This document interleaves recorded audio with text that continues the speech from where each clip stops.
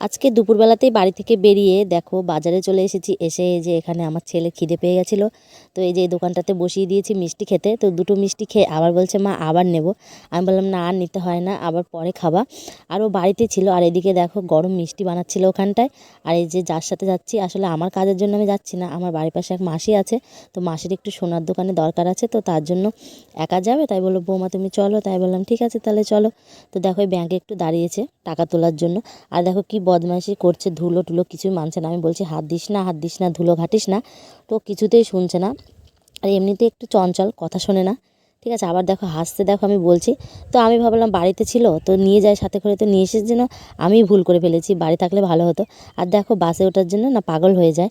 আর এখন তো টোটো অটো এগুলো হওয়াতে বাসে ওঠা মানে খুবই কম হয়, তো বাসে ওঠাই হয় না। তো দেখো আজকে বাসে উঠেছি। আর আমার ছেলে রাস্তায় বেরোলে বলে টোটোয় উঠবো না, বাসে ওঠো। তো আজকে দেখো কতটা খুশি, ওর মুখ দেখে বুঝতেই পারছো, হাসছে। তো দেখো বাসে করে যাচ্ছি, আর আসার সময় তো বলছে মা আসার সময় তো বাসে করে আসবে।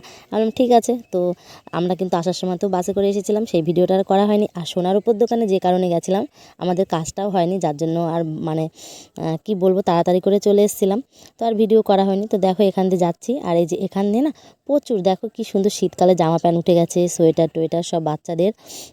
আর এদিকে দেখো এই যে এইগুলো হচ্ছে ওড়না আছে, প্লাজো প্যান্ট আছে, আর এই যে বাচ্চাদের আছে ব্লাউজ ট্লাউজ সমস্ত কিছু দেখতে পাচ্ছ। এখান দিয়ে প্রচুর দোকান। আর বাজার যদি করতে হয় এখানে আসলে না সব কিছুই পাওয়া যায়, তো ভালো লাগে যেহেতু দুপাশেই বাজার আছে। তো দেখো এবার আমরা বাস থেকে নেমে এখান দিয়ে হেঁটে হেঁটে যাচ্ছি। ও যে আমার হাত ধরেছে, আর মা আইসক্রিম খাবো, মা আচার খাবো, যেটাই দেখছে সেটাই বলছে দাও। আর আইসক্রিম দিইনি বলে যে এত কান্না করছিল মানে কি বলবো। তো দেখো সোনার দোকানে এসে এই যে চলে এসেছি দীপ্তা জুয়েলার্স। তো দোকানে এসে যেহেতু কাজ আর হয়নি, তো ভিডিও আর করা হয়নি। তো ভালো লাগলে একটা লাইক কমেন্ট শেয়ার আর চ্যানেলটিকে সাবস্ক্রাইব।